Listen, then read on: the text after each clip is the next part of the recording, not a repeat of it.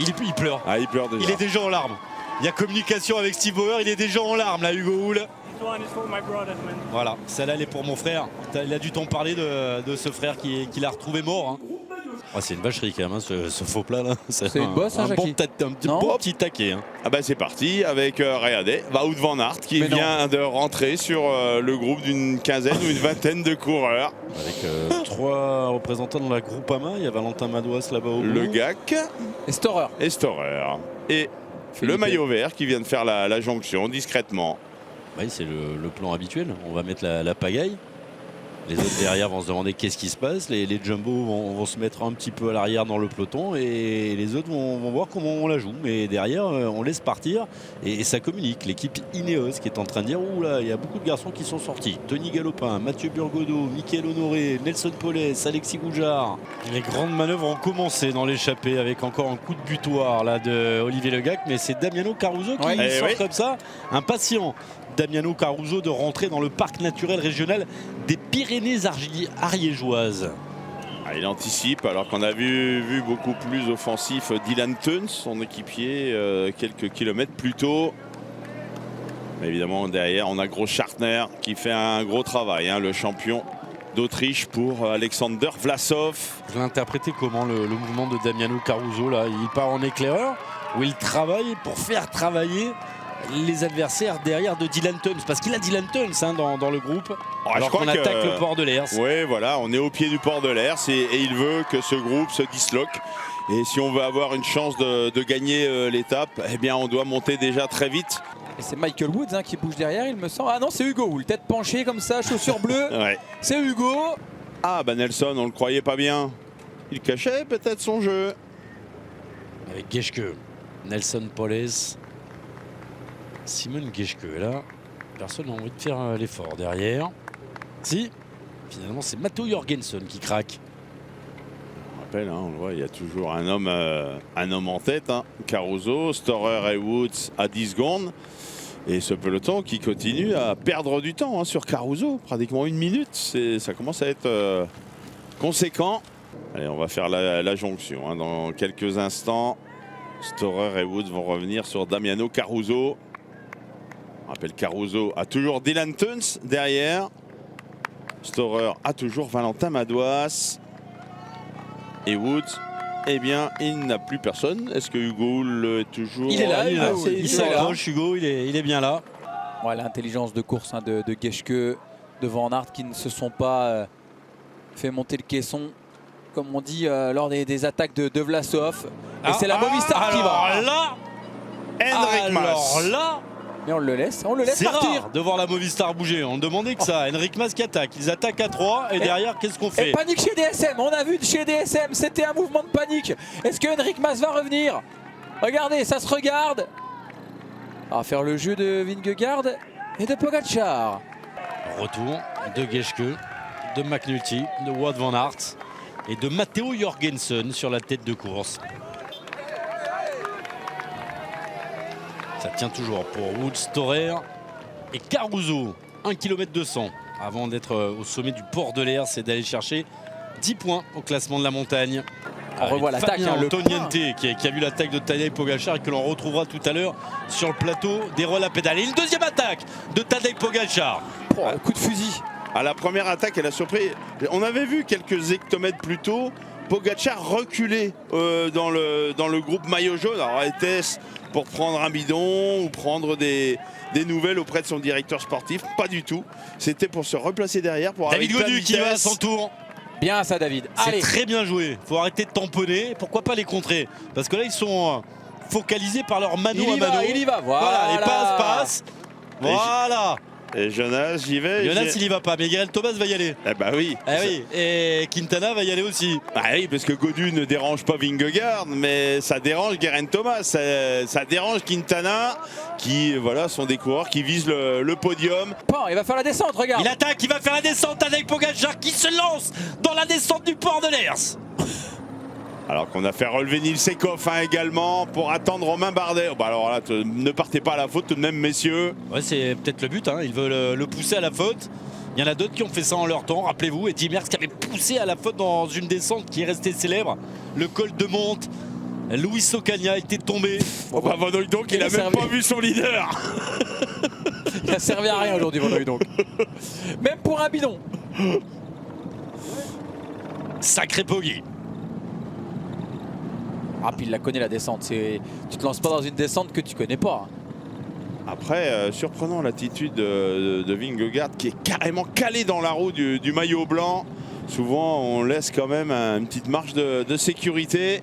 Romain Bardet qui apparemment a du mal à rentrer. On nous annonce toujours un retard de 40 secondes pour le groupe Romain Bardet. Alors qu'Alexander Vlasov est rentré seul sur le groupe de tête. McNulty, Van Aert, Jorgensen, Geschke, Caruso, Teuns, Storer et Woods. Il était avec Izagirre et Houle. Houle n'a pas pu rentrer. Il n'est pas là, Hugo Houle. Ah bah s'il est là, Hugo Houle, il est rentré aussi, Hugo Houle. Ouais, il est là avec Houle et Woods ensemble. Et Hugo Houle. Hugo Houle qui fait la descente. Ça va faire travailler les autres. Et peut-être profiter à Michael Woods, son leader. Leader dans cette échappée. Allez, Galopin. Et Galopin, il y va, il anticipe. Ah, il se dit, je suis pas au mieux. Si je pouvais avoir un petit coup d'avance, aborder le mur de Péguerre avec 30 ou 40 secondes d'avance, ça pourrait Allez, être un bon Montoni. coup. C'est de l'expérience, ça. Quand t'es pas au mieux, bah, tu essaies d'anticiper. Il a compris qu'il n'était pas le meilleur grimpeur de l'échappée désormais de 14 coureurs. Ça devrait rentrer pour Romain Bardet qui revient à 15 secondes maintenant du groupe maillot jaune. Bon, bah c'est parti. Hein. Allez, mur de Péguerre, on y est. 9 km, pratiquement 10 km d'ascension, hein, avec notamment les plus forts pourcentages sur les 3 derniers kilomètres. Des passages à 18%, Jackie. Une guêpe. Ouais, parce qu'on a presque des petits replats. Ça bouge encore derrière avec Matteo Jorgensen. On aperçoit Caruso et Valentin Madouas qui ont anticipé. 50 secondes, Hugo. Hein. Mais oui, Enfin, oui. numéro, le rouleur, hein, Hugo Houle. Ouais, champion du Canada du chrono, à 2 fois, oui. Voilà, vous imaginez une petite attaque de Michael Woods derrière qui rentre seul sur Hugo Houle. 1 et 2. Et c'est parti, 1 et 2. Hugo Houle qui avait quand même pris la 13e place de Paris-Nice cette année. C'était passé un petit peu inaperçu. Ah bah au C'était départ, pas facile. c'était un candidat, alors, même pourquoi pas au podium d'un classement général final. Hein. Allez, Et voilà, c'est à pan. partir de là Ça y est, que ça va se compliquer en termes de pourcentage. faut lever les Avec dents. le col de Péguerre devient mur de Péguerre. Caruso, pas au Peut-être mieux. ouais, peut-être trop d'efforts, rappelez-vous, Caruso. Et j'anticipe, et j'y vais, et je reste devant. On rappelle, il était en compagnie de son coéquipier, le Belge Dylan Teuns, dans l'échappée de 30 coureurs. On n'arrive pas à reprendre Hugo Houle. Toujours ces 50 secondes. Et Wood s'est coincé du coup dans oui, cette stratégie oui. d'équipe. Ah, il attend peut-être les directives de la direction sportive. Est-ce que j'ai le droit d'attaquer, pas d'attaquer?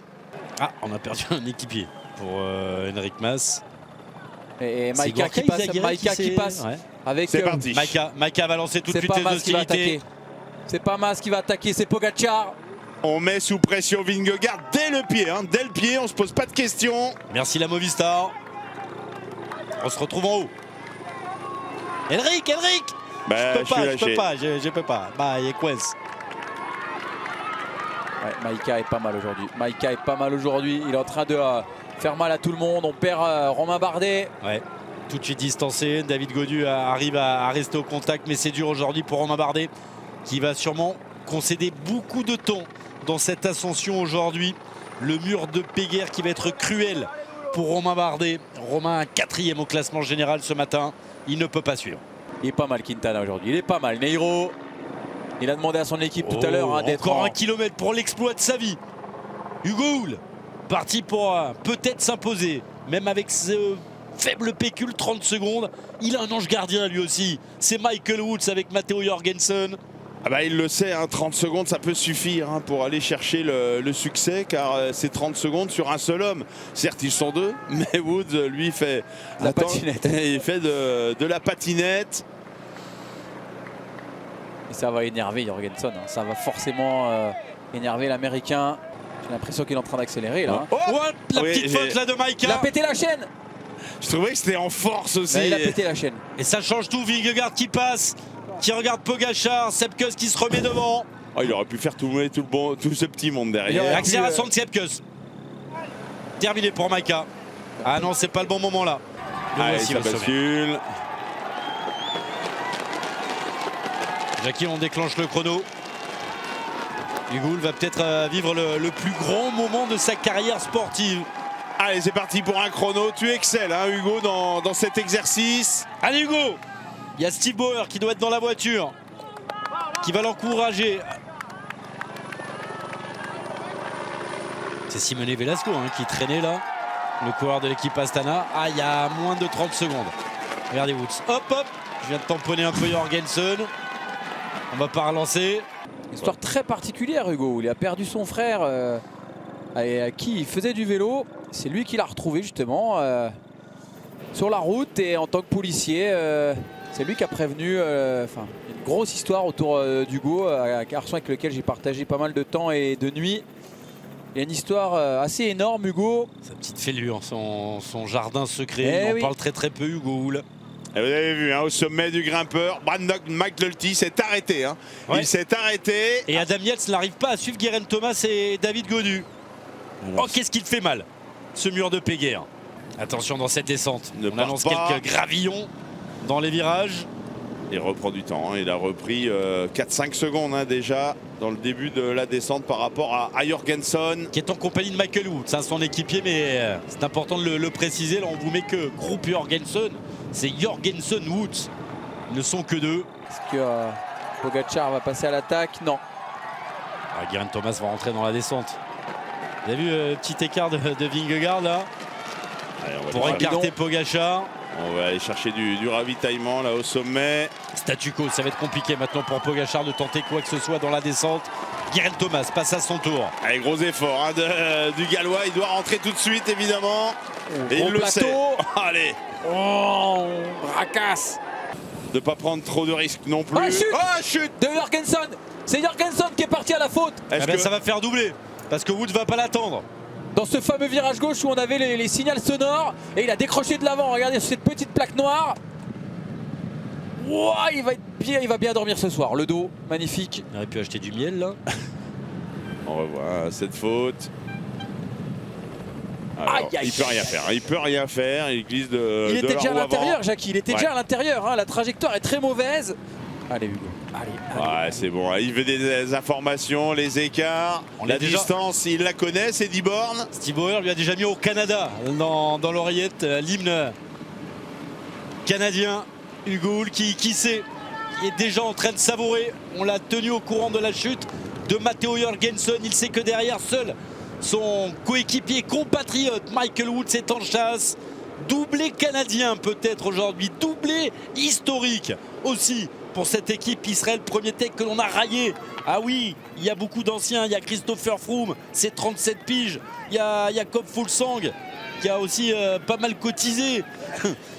Et à l'arrivée, on va aller chercher une deuxième victoire d'étape après celle acquise par Simon Clark qui s'était offert l'étape des pavés à Arambert.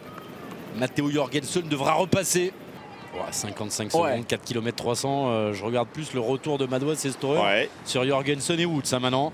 Ouais, on va peut-être voir un moment Michael Woods collaborer avec Jorgensen pour assurer la deuxième et troisième place. Pour l'instant, Woods ne roule pas avec le coureur de l'équipe Movistar, mais s'il continue à ne pas rouler, le duo de la Groupama va peut-être rentrer. On va rater la deuxième et troisième place. 1 kilomètre plus 1 minute, ça va être compliqué quand même. Le dernier kilomètre, un kilomètre de plaisir pour Hugo Hull. Oh, tabernacle! Un Canadien va gagner aujourd'hui. Je crois qu'il n'en revient pas là, Hugo. Lève pas les bras maintenant. Il pleure. Il pleure déjà. Il est déjà en larmes. Il y a communication avec Steve Bauer. Il est déjà en larmes là, Hugo Hull. Allez, on va aller faire le petit demi-tour. On va traverser l'Ariège. Hop, et on fait demi-tour. Et là, on savoure. On savoure. On se dit que on a connu bien des problèmes dans une carrière professionnelle semée d'embûches. On se dit que on pense à son frère au moment de passer la ligne.